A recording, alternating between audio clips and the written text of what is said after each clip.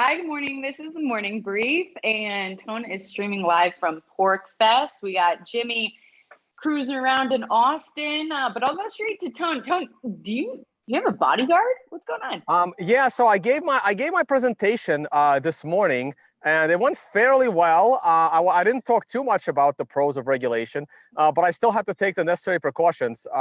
There's plenty of security around here that I can use as a freelancer. Hey guys, no, seriously, meet Michael, great fan of our show, and I've been watching us for a while, and great to finally meet you, man. All right. Doing good work. Yeah. So people around here are very prepared for anything that can come this way. I don't think I've felt this safe in a long time. No, trust me, no one is coming into this area to cause any harm. Oh, that's awesome. You mean a farmer's market with lots of camp tents and guns, like where you could sustain yourself for years? Like that does sound pretty safe. I don't know. Well, and just checking so that everything is in alignment with, what we've been talking about. Weren't you on a panel about science yesterday? What was the name of that panel? Oh yeah, so Stephanie Murphy and Brian Salverin, so they apparently have a podcast. I didn't even know about it. It's called Sex and Science Hour, and they were recording it up in the media studio, and I went over there to check it out, and yeah, I got volunteered to answer a question. So maybe there'll be an audio on there. We'll put the audio up somewhere. Yeah, that's not a clickbaity title for a podcast at all. Yeah. Yeah. All right. They really do talk about sex for an entire hour. Yeah, not my thing, but yeah, I mean, I'm sure there are people that like it. Yeah. As a host, I just got lost for words there. So, Jimmy, thanks for taking that one. Yeah, no. It is fun around here, and so it's wine or tequila. What am I drinking during the show? Take that. Sorry. No, you should be having a steak. You should be having a steak, Tone. What's wrong with you? No, I had my eggs and sausage last night. I only ate meat. I'm actually slowly converting into the carnivore diet. Yeah, right. We got to have a show about that, right? But tequila and coffee are both paleo. These are both paleo beverages. Well, shot. Maybe. Oh God, what are you doing? You're only drinking a little both. Come on. No, I need it to last for an hour. Okay. All right. Hey, we're gonna take you back to your Wall Street roots. All right, let's do it. All right. So Bloomberg Terminal adds Huobi's cryptocurrency market index. Full disclaimer, I used Reuters data stream, loved it, but also used a little bit of Bloomberg Terminal. So this was a little fun. So anyways, users of Bloomberg Terminal, which I bet you use, will now be able to access and track the currencies on Huobi, HB10 index, as well as trading data on 9 cryptos against Tether. So Tone, what do you think about this story? Do you even think that it's important? I don't. I prefer my Bloomberg terminal way over the Reuters terminal. I've used them both as well. But I mean, Bloomberg, they're just a data provider, right? I mean, if they can, they're just pulling in data and like reselling it to their clients. Like from Bloomberg's perspective, whatever their clients want to see, they'll provide it. So they don't care. My complaint to Bloomberg is, can you fix your damn Bitcoin index so you can have prices on a weekend? That's my complaint for the Bloomberg crypto data, is that it really needs, they gotta have weekend prices. Like does this index have weekend prices? If it does, it could be better than the Bloomberg index that they put together themselves. So I'm not really sure what this means. But Bloomberg is just a data repackager. I mean, they should be doing this. Right. Agreed. And I actually checked Bloomberg today in any of their press releases. They haven't even done a press release, and they probably won't. Again, it's not that important. That was to my point. It's not that important. They have every index for every asset class in the world. It's not really a big deal for them. And also, just to your point, for the most part, yeah, I mean, people don't use it for trading, but for information. But Jimmy, what did you think about this piece? I am not a trader, so I don't really care. I mean, maybe some people will use it, but I like it. It's got very little relevance to me, so I don't pay attention to news like this. Maybe it will cause more people to buy, but I mean, I'm not looking at things short term. I'm looking at things long term. Long term, all of these guys will have some sort of Bitcoin index anyway. So, the market will demand it, and that's what I think. That's for sure. Although let's remember that United States buyers won't, because you still can't even get to Huobi in the US. So it's a bit of silliness here. I think it's a bit of a non-story, but interesting. All right, well, a different story. Desperate Coinbase customers turn to SEC. Sorry, it's a little loud in the background.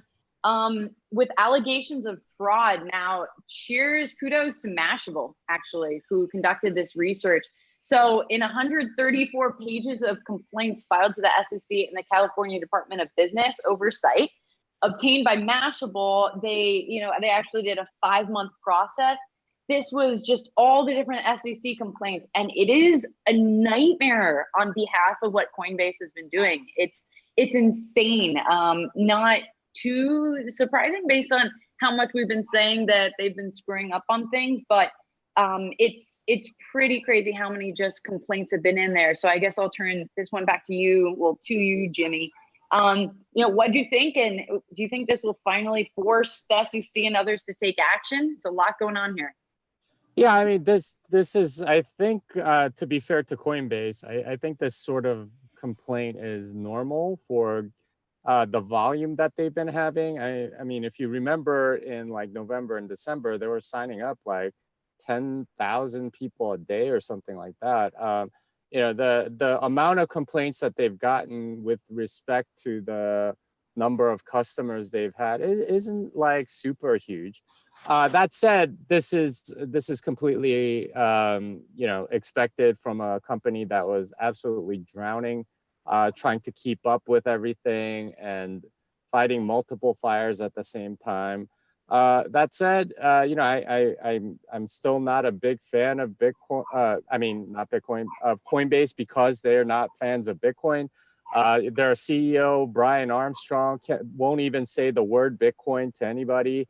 And apparently he's going around telling people Ethereum's the future. So I'm not very happy about that. But as far as the actual SEC complaints, this is par for the course for any large business. I don't think there's anything in particular. I mean, their customer service can certainly be better, and that's normal for any scaling business. So that's my take.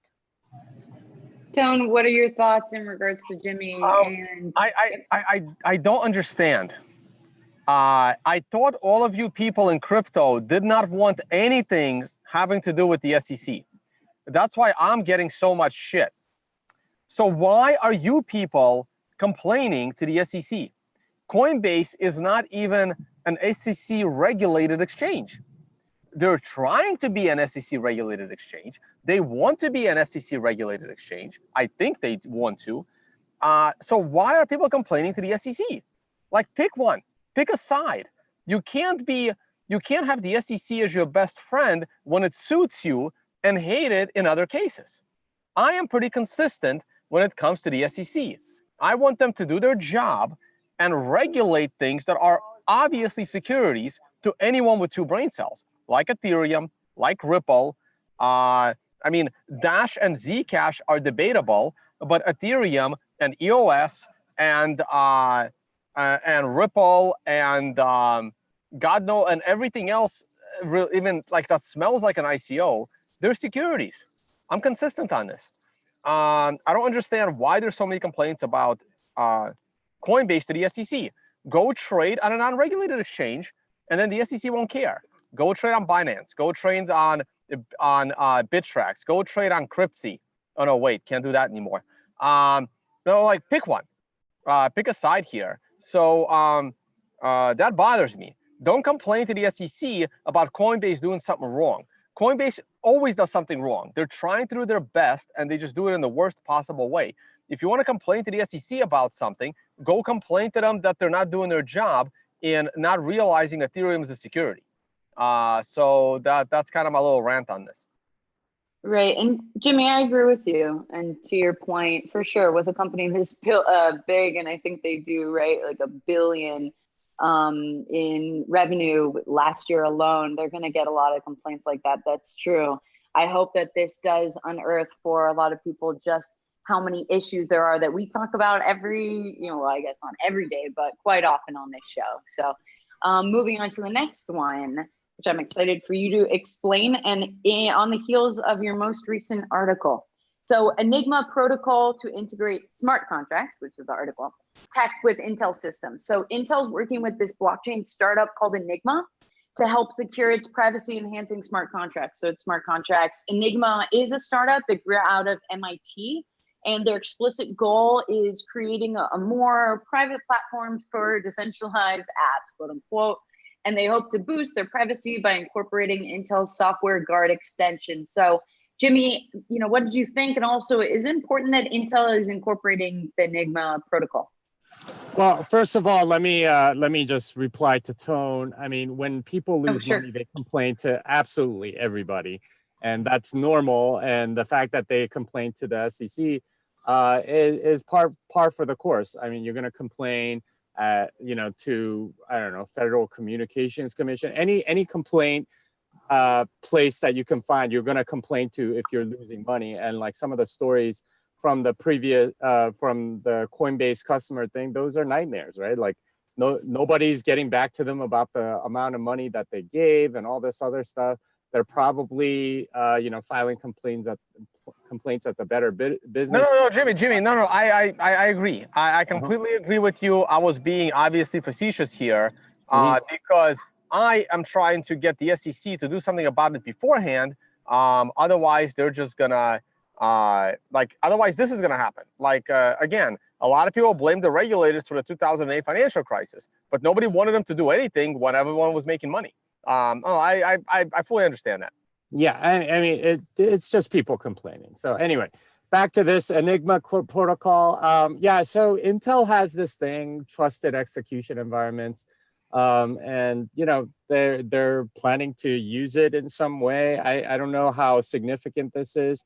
The idea that you can have a trusted execution environment is that when you have that, nothing else from the outside of it can sort of corrupt it. That's the idea. I don't know what this really solves. You can still execute. The idea of a smart contract is that you, at least in Ethereum or whatever, is you're supposed to every single node is supposed to execute it. Same for Bitcoin, right? Like you have script and you're supposed to check that it executes properly. That's where you get the security, not necessarily the trusted execution environment. So I'm not sure what they're trying to do. I guess maybe each node can utilize this tech. I don't know. It seems kind of like they're trying to solve a problem that doesn't really exist. A lot of startups fall into this area. I generally stay away from those, and this seems like one of them. Ken, what were your thoughts? Oh, sorry, guys, was on mute. As Jimmy explained, this is, I kind of like these things because I think they're going to figure out that 90% of all this stuff doesn't need to be decentralized. And I think that's where we're headed. If they got the smart engineers that realize and they can provide all of these Ethereum services in a trusted, centralized way that are actually efficient and are stable and will work. So I'm okay with this. Like, as long as there's no scam token, I generally have a very small problem. Like, I had a small problem with R3. I had a small problem with Hyperledger, and I have a huge problem with Ripple. The difference between them is the token. So this is a case that there is no token, there is no security involved. So I don't have that much of a problem. And I think this is great. I'll let them keep doing it. Great, and they actually have published their roadmap if anyone wants to check it out.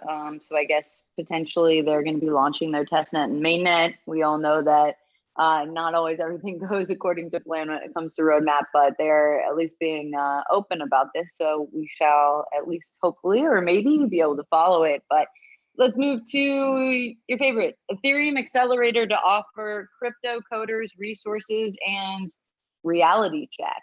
So Consensus is launching, it's called Tachyon, the first Ethereum-focused accelerator program. So applications are open to anyone with a project that fits into 3 tracks. 1, social impact startups. 2, general Ethereum startups. And 3, open source projects, including blockchain agnostic tools.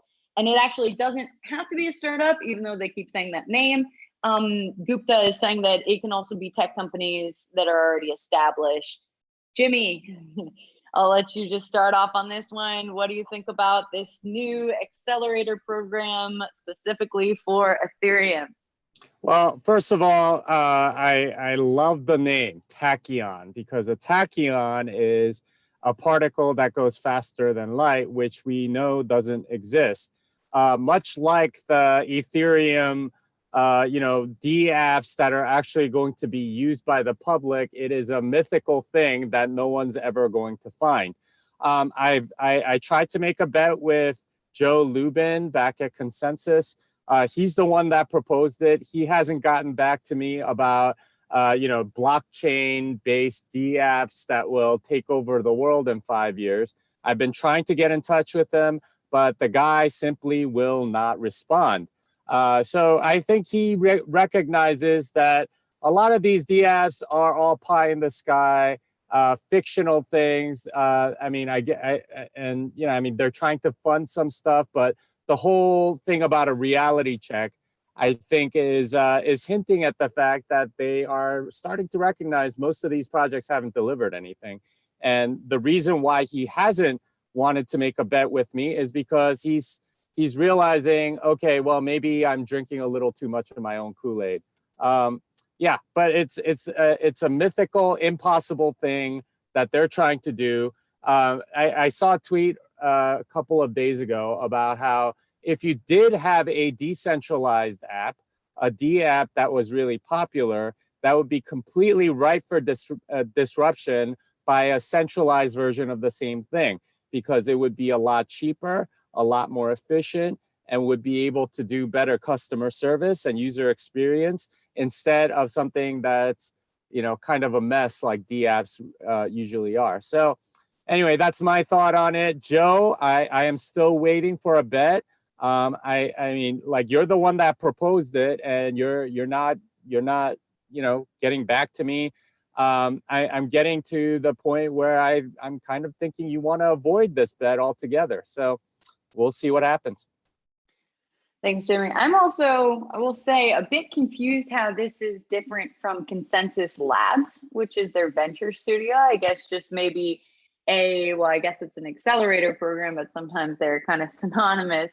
So yeah, I will turn this to you, Tone. Tone, you're looking somewhere, but I think we'll get you back.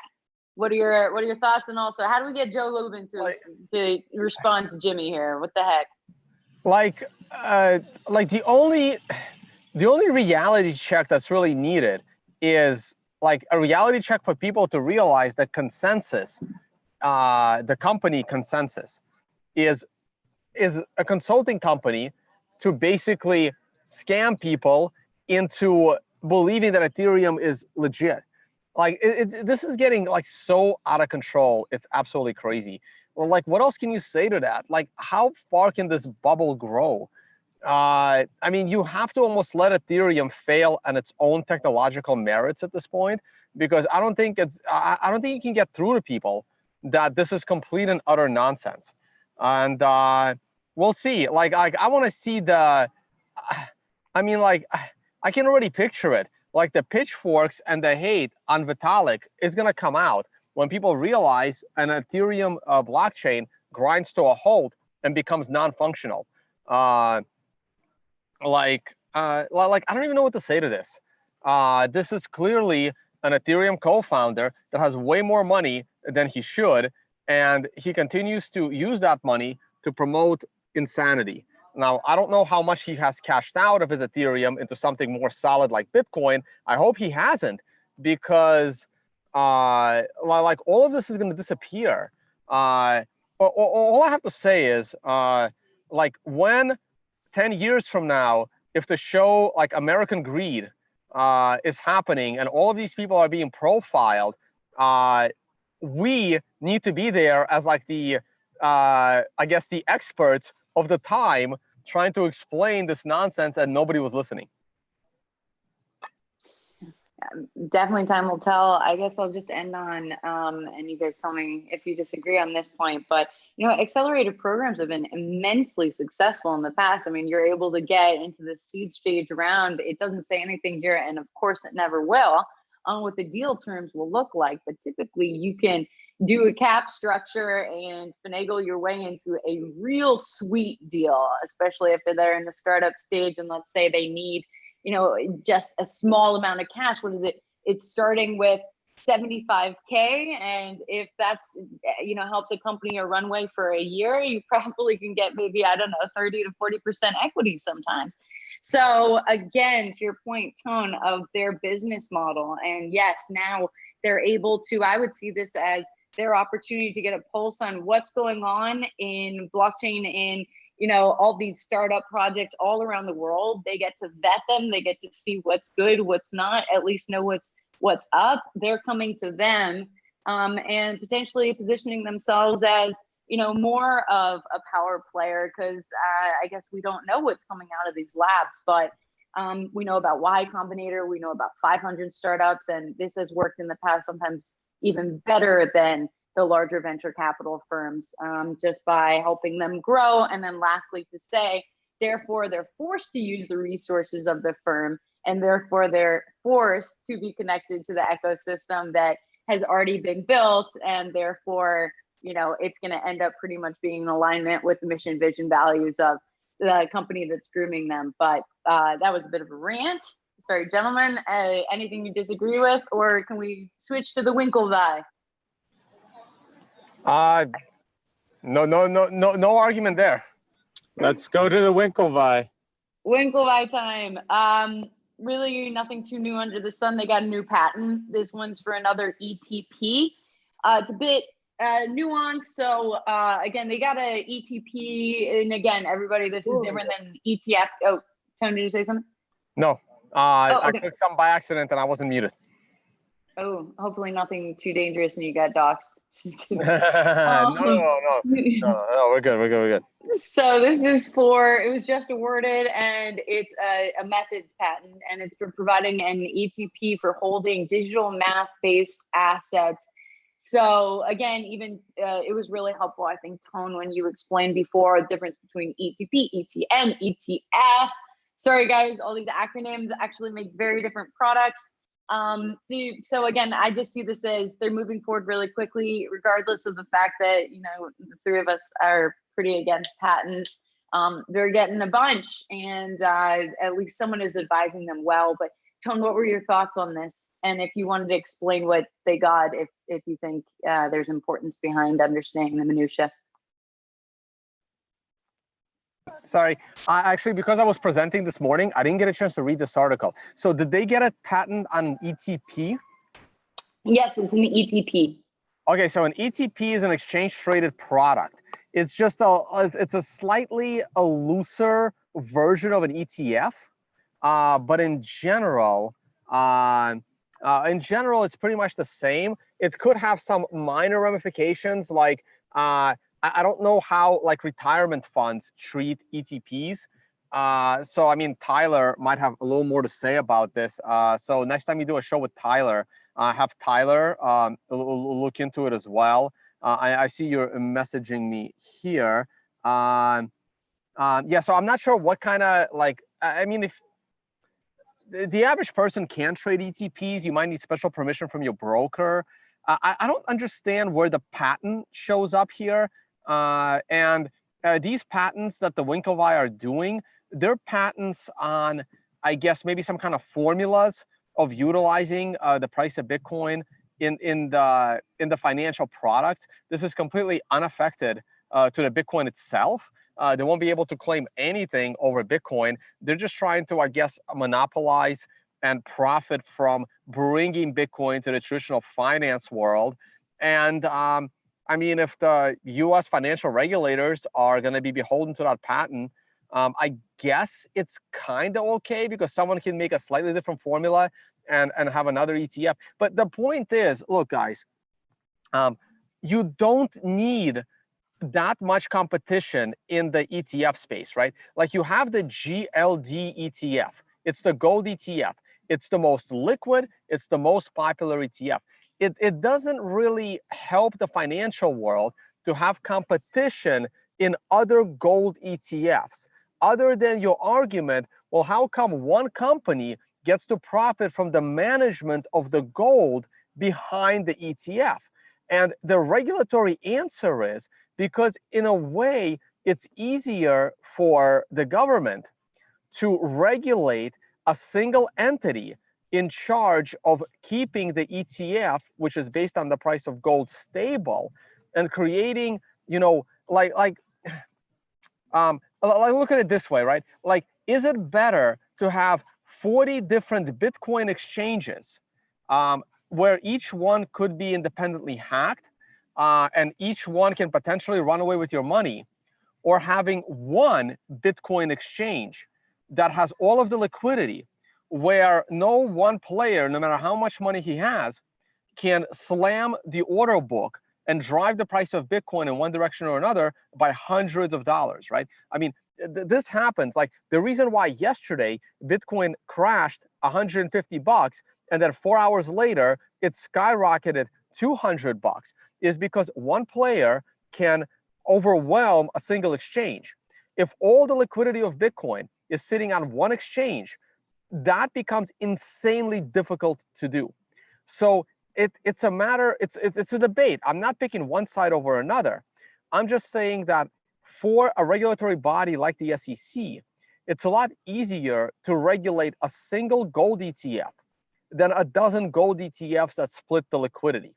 You want things to be as liquid as possible, and having all of the liquidity in one place is ideal. Now, for something that's actually decentralized like Bitcoin, a great argument could be made that you don't want all the Bitcoin sitting in one place. It creates a huge attack vector, not only from private hackers, but also from the public sector, like the US government, from confiscating the Bitcoin backing the ETF.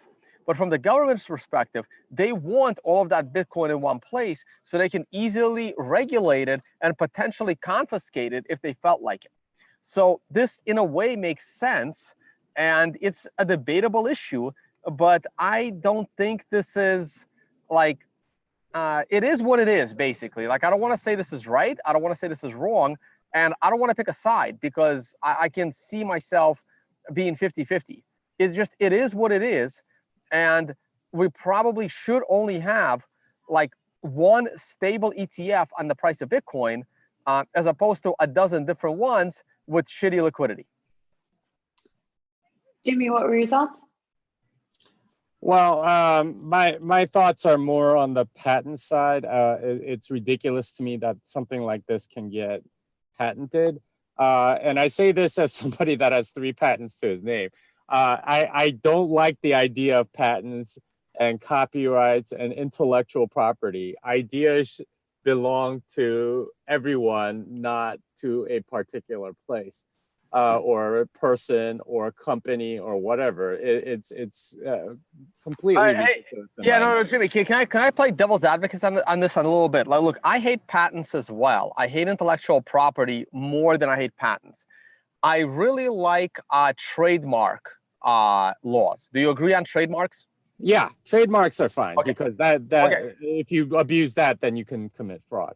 Okay, so so we agree on trademarks. We definitely gonna agree on intellectual property. The slight thing here is patents. So here's the thing, right? If the Winklevi twins came up with a math formula to calculate a Bitcoin ETF, don't you think they have the right to patent that math formula for their Bitcoin ETF? Because otherwise other people can like use their math formula that might have taking them $100,000 to some computer scientists and mathematicians and database experts to put together a perfect formula for their ETF. And then someone else can just take that math formula and use it in their ETF. Well, that's only if they make that formula public. If they keep it secret, then no one can get it. I mean, the idea of a patent is idiotic because it's basically saying, okay, you make public whatever that formula is, and and in return for that, you get a monopoly on this thing for a while. I think it's completely anti-market, anti-competitive. If you did spend a lot of money on it, just keep it secret. No, I mean, and your competitors will have to spend the same amount of money or figure out something better. The idea that like it's automatically public is not the case. If you didn't have patent laws, then they could just keep it as a trade secret. A lot of companies do that already. Coke's formula is not patented. They've kept it secret for many years, and that's a way that you can do business.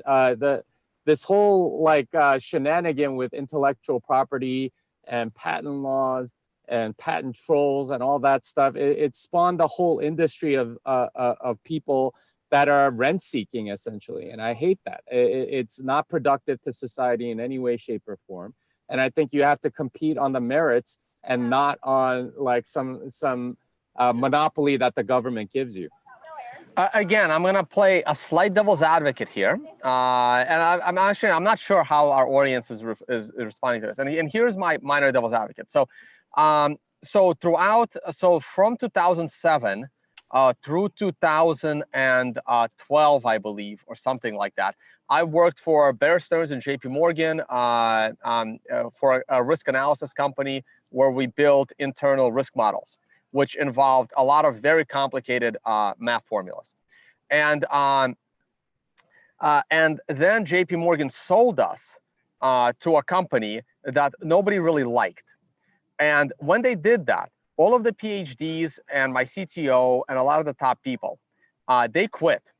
And they went to another company and they basically rebuilt the risk, the quantitative risk analysis like engine and all of those math formulas from scratch. Now, the company that bought us originally, this was a very complicated merger. They then claimed that when all of these PhDs and computer scientists quit, they stole the intellectual property. There were no patents here. They stole the code. And then they sued the company that most of them ended up in to rebuild the engine. This was like it was like a multi-global lawsuit. It probably changed some future laws on coding and property. It was massive, the lawsuit. And the new company had to literally like almost show their code, and then they had to get an independent auditor. Like this becomes a massive process. If you think that one of your developers left and stole your formula, this becomes very, very complicated. And this is the reason why they would rather show their formula, but patent it to avoid like a 3-country-wide lawsuit trying to prove that another company that spent a year and a half programming something stole their code. And it becomes like an intellectual property case. Like the new company doesn't want to show their code without a subpoena. Now more people get to see the code. Potentially somebody reviewing that code says, holy shit, this is some really innovative math. And then he goes and starts another company utilizing that code. Like this becomes very, very complicated. Again, wait, Tone, you're making my argument for me. The whole idea, you can't sue if there are no intellectual property laws like that. And the whole complication just goes away because you can't sue on that basis. The idea that a company can own an idea is abhorrent to me. That's idiotic. It's saying, okay, you have the monopoly on this particular idea. That you don't own an idea. You can implement it and do whatever, but that's like owning thought or a math formula or a DNA sequence. All of this stuff is completely ridiculous in my mind. Yeah, and, no, it does. No, it does get. I mean, it does get complicated. Like if Einstein was able to patent E = mc², than all future, you know. Yeah, it's idiotic. I mean, nobody thought that way. And the complication you came upon is entirely because, you know, the U.S. government and other governments and jurisdictions think that you can have something called intellectual property, that you can own ideas. You know, that's so stupid. You discover ideas. The ideas existed before. It's just that you happen to implement them or first, or discover them first, or whatever. The idea that you can own an idea is completely ridiculous. And I say this again as somebody whose name is on 3 different patents. I've worked for a computer consulting firm, litigation consulting firm, where we did a lot of litigation around patents. I'm very familiar with this stuff. It's stupid. I think it's stupid, and I'm completely against this idea. And you know, it causes a lot of rent seekers and people that don't contribute much to civilization. And instead, you get people, you get lots of trolls, and you get lots of lawsuits, and a lot of bureaucrats and lawyers and people that aren't really contributing anything get to make a lot of money off of it. It's stupid. I think we can move on. I think we've debated this long enough. Jimmy and I are generally agreeing like on minor fringe cases on this stuff. All right. Well, I am going to answer your question really quickly so that we end at least on that last note. So, well, just to say, GBTC is actually an ETP. And you were asking, so Tyler's actually taught me a good deal about this, just understanding and learning about GBTC. So really quickly, because you did ask this question, Tone, clients, managers, they can buy anything, although some accounts like 401ks does limit what you can buy, but that's only really one example. So ETPs are managed. They're not just one commodity like gold. They are not just an index. They're really managed, again, by people like Tyler, like a money manager. And that's what the patent's for. So just really, really quickly, ETPs actually include everything, which includes ETFs. So some ETFs are actually ETNs, exchange traded notes, right? So you have ETPs, ETFs, ETNs, and ETPs include both ETFs and ETNs. And it just means that it's something that's traded on the exchange that has certain restrictions of what it like is put into it. So it's actually complicated as hell after that. So an ETP is the biggest thing on the Venn diagram, if you want to think about it that way. So the fact, I think, that they did get the patent, I am not even coming close with a stick to what you guys just had that patent discussion about.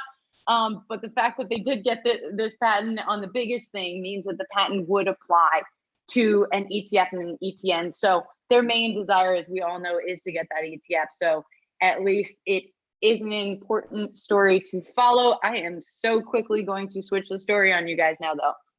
So BitThumb hack, exchange confirms it will reimburse all users. Really simply put on this one, just following up from yesterday.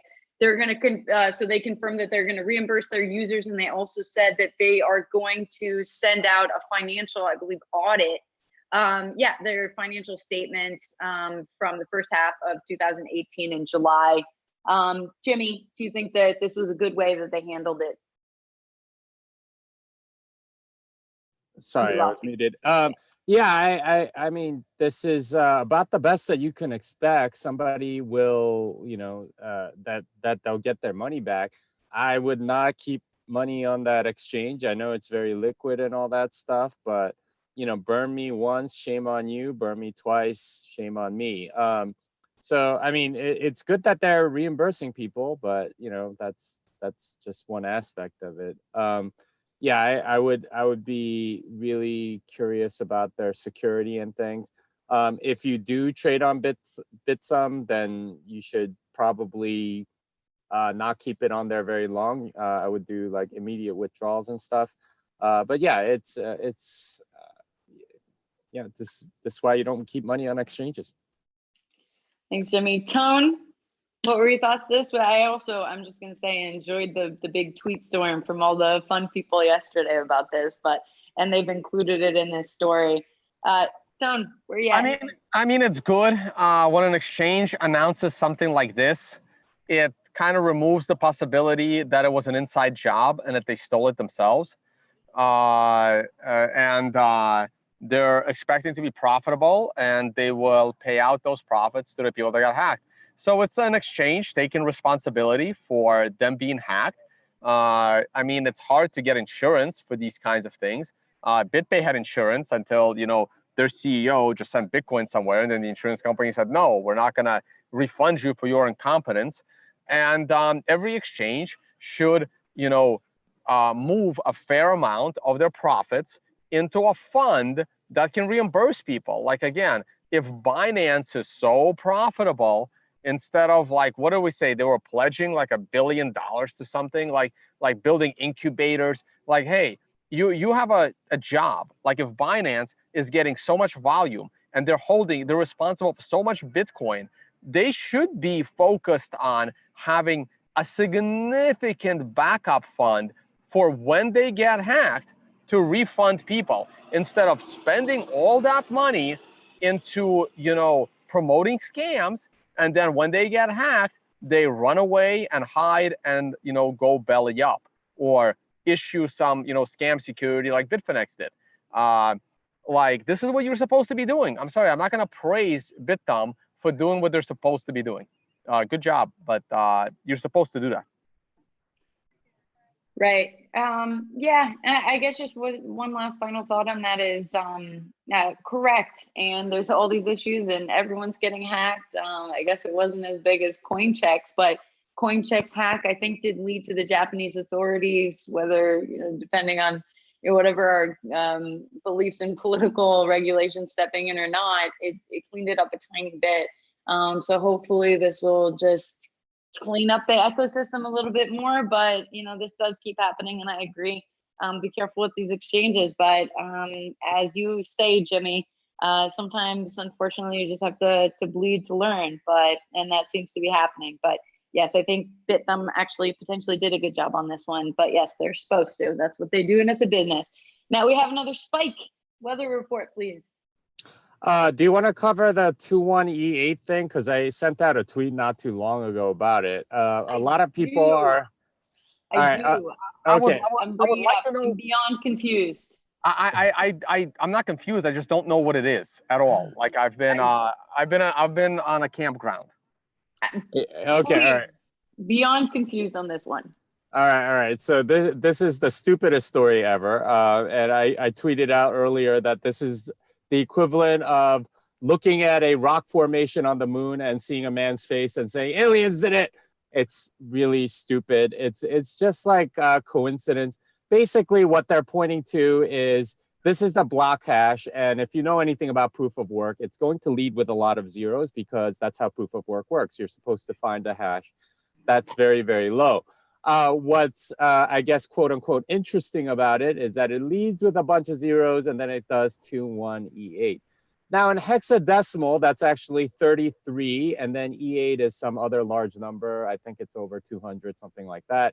But for some reason, people want to interpret it as something like 21 million, except 21 million is 21E6. So I don't know why they're freaking out over this. It's 21E800. Oh my God, that's such a coincidence. You know, is Satoshi like actually back on the network and figured out something? No. 21E8. It's the probability of something starting with 21E8 is like 1 in 2 to the let's see, that would be 2 to the 16th.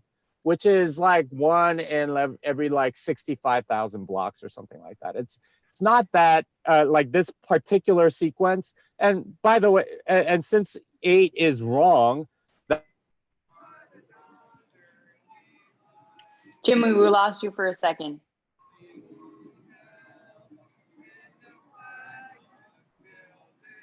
I think there's a birthday song going on. It's actually much less than that, right? Jimmy, when we lost you, you said 8 is wrong.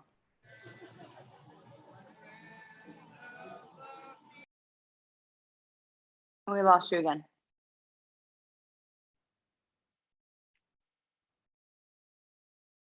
We still don't have Jimmy? We don't have Jimmy.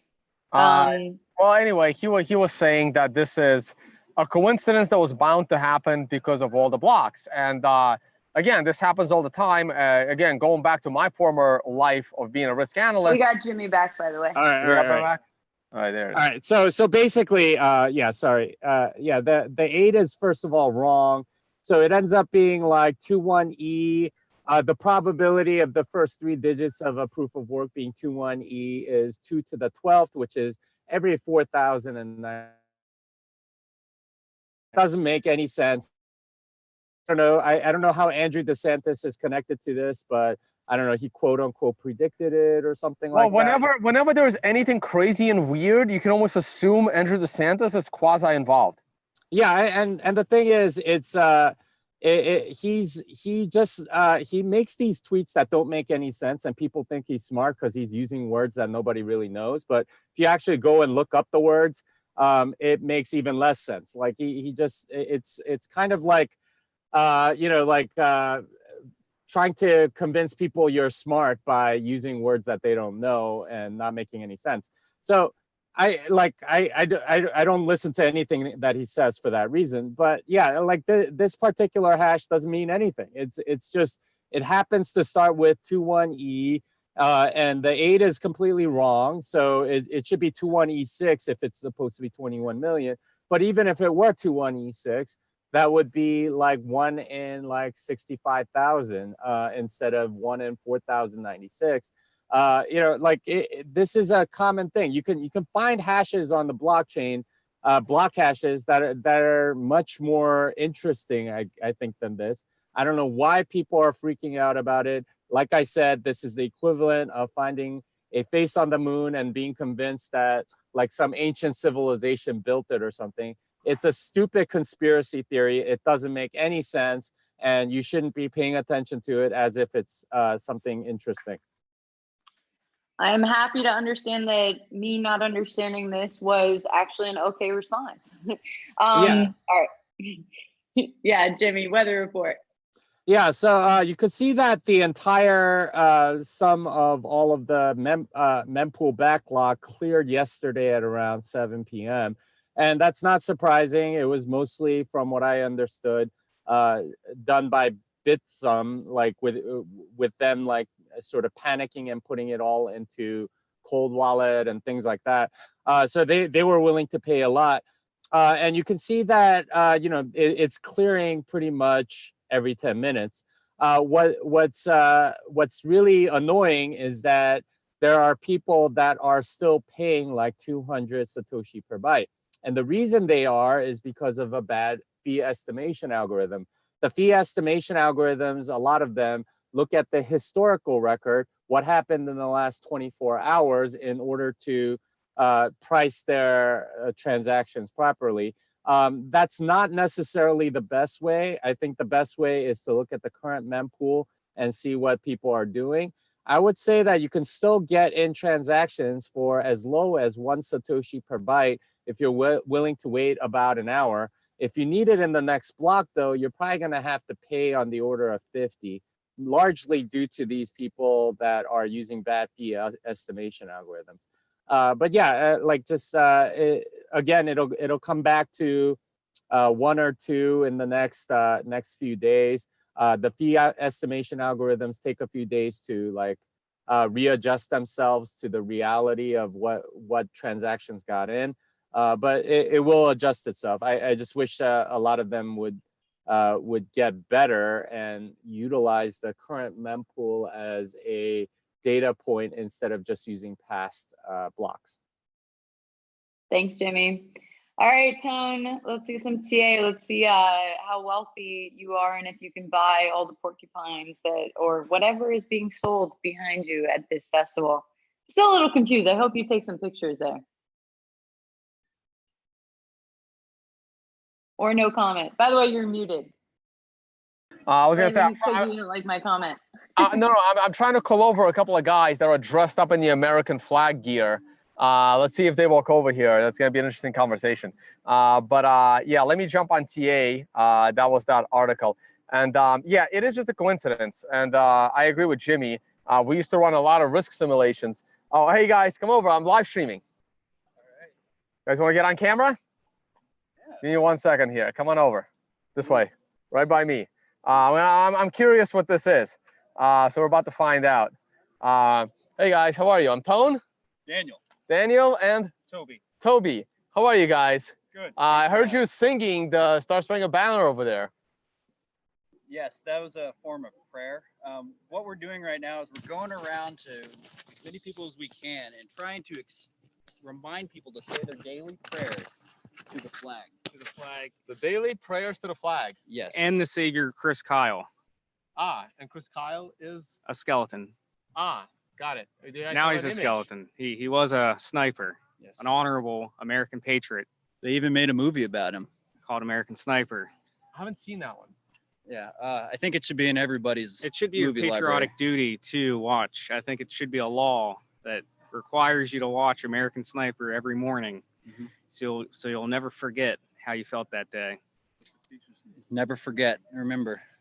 Gotcha. And is this your first time at PorcFest, or you guys come here every year? This is my fifth. It's my fifth. Fifth and fifth.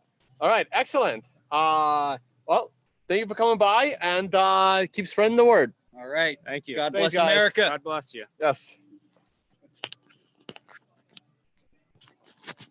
There you go. Says you guys get I don't hear you guys. Say something.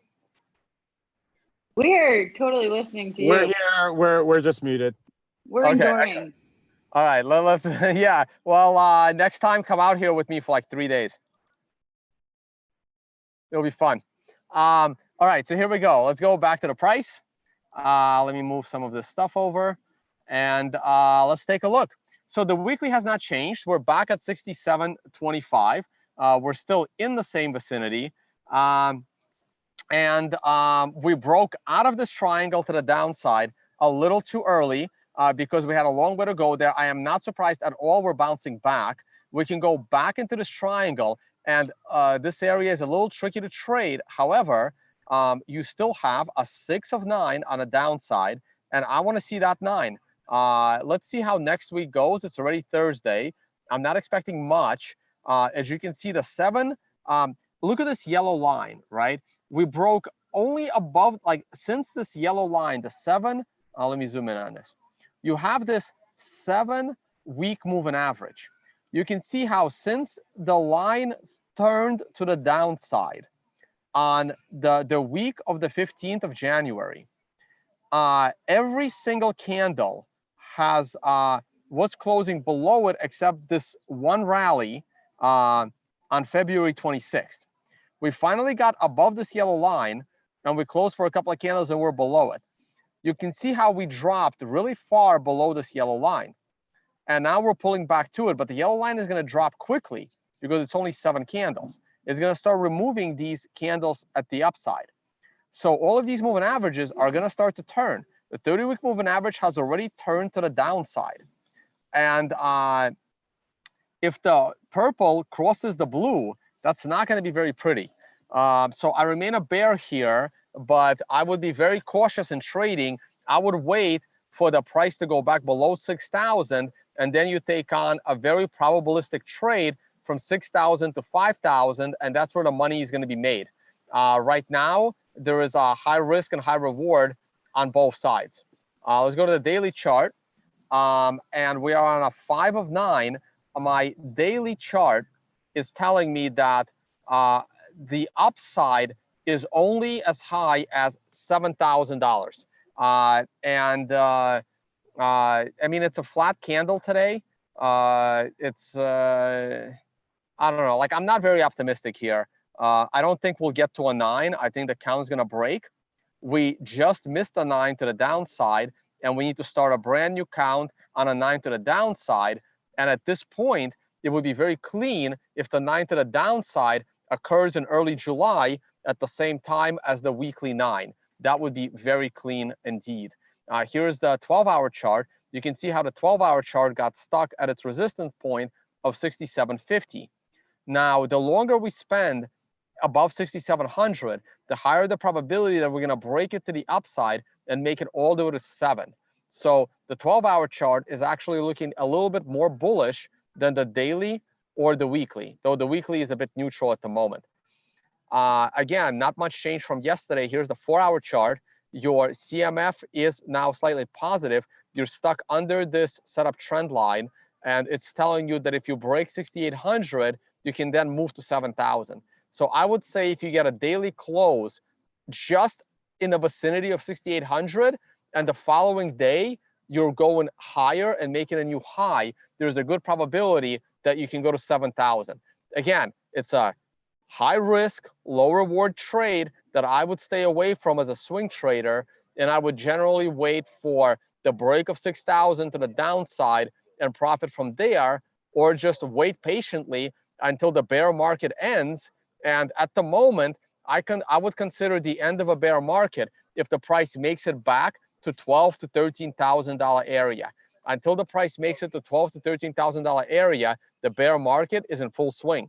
Now, if we fall all the way to 5,000 or lower, I would consider the end of a bear market at a lower value. Let's say you go back to 10,000, though I'll have to check the charts, right? But at the moment, if I lose the bet with Doug Polk, if Bitcoin never goes below 6,000, I mean, I'll be happy, of course. If I lose that bet, I would still not be bullish until Bitcoin goes above 12,000. In the future, I might call the end of the bear market at a price of 6,000 after we have sufficiently bottomed. So everything is always fluid. Nothing is really with Ethereum. This is the daily Ethereum. It's totally flat. This is the weekly Ethereum. Not even sure why I'm looking at it other than I have the charts. Let's look at gold. Gold continues to go down. It's the weekly chart of gold. This 9 has proven itself to be a continuation 9, not a reversal 9. The moving averages are going to cross, and I'm expecting some decent downside in gold. Let me move some stuff out of the way here. Here is this the monthly chart of gold? This might be the monthly chart of gold. Again, a red 2 below red 1, not good. If the moving average does not hold up gold, you know what? I was never comfortable with the $10,040 low in gold. I didn't like how it bottomed, though it is a doji off a 9 on a monthly chart. However, I still think this bottom continues to be in jeopardy. S&P 500 continues to pull back off of the weekly 9, doji candle 913, and the daily chart is a 5 of 9, potential bottom in the S&P 500 next week, or the 9 and continuation to the 13 will play out, giving you a 1 to 4 week correction. That's pretty much my overall market outlook. And back to you, Leah. I had myself on mute because Giacomo just finished. He was just giving a presentation. So sadly, we missed him today, but hopefully we'll have him tomorrow. And everybody have a great day. Tone, have an interesting day. Please keep taking pictures. Hopefully we'll get a video from whatever panel that was that you were on yesterday. Jimmy, have a wonderful day. And do you have any upcoming, I think you went back. Oh yeah, no, so sorry, I jumped the screen share. I have not. I keep forgetting to say before we get to Jimmy, I will be doing a workshop in Montreal on Saturday, guys. Please don't forget. Still plenty of room. I think it's a national holiday in Canada, but I will be I'm driving up to Montreal tomorrow. Please sign up for the trading workshop. I added Atlanta. Atlanta, July 7th. People have been asking for Atlanta. People have been asking for Boston, or Boston August 4th, Atlanta July 7th. You're open to register for July 7th in Atlanta. And also, as I haven't done it in a long time, if you like my work in this podcast, please check out and support using the affiliates page of tonebase.com. And now back to Jimmy. And Jimmy, your upcoming workshops? We have one in Denver, July 9th and 10th, and San Francisco, July 26th and 27th. Would love to get more scholarship applications. There is a scholarship for both of those. Plenty of people. I think only about 20 people have applied so far. Would love to get more people into the Bitcoin development world, and this is your way to get in without it costing you very much. So, you know, please apply for the scholarships. Would love to see that. Yeah, it looks like I'm trying to do Chicago in August and Prague in October. But otherwise, I am heads down on this book, trying to get it finished. So, you know, like I'm doing my second round of everything and trying to make sure that, you know, all the diagrams and stuff are there. It's actually a little bit of a grind, but you know, I know this book will be very important for me to finish. So, you know, that's it's a good time to do it since price is so flat. Fantastic. And everybody, Jimmy gave me some great resources for learning Python, and I refuse to show Jimmy at this point my progress because it is embarrassing, but hopefully one day I will apply for that scholarship. We'll see. And last thing, I don't know why you guys aren't responding to our new thumbnail. I think it's pretty cool. But with that said, Jimmy This song is done.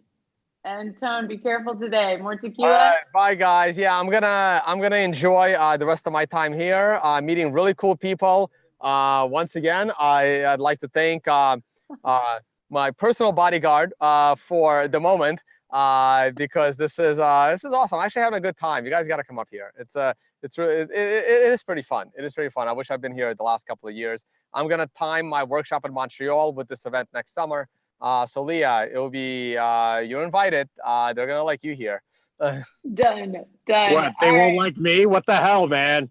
Oh, you're the cowboy, Jimmy. Yeah, they'll like you as well. You'd fit in perfectly. But yes, it'll be awesome. All right, everybody have a great day. Later, guys.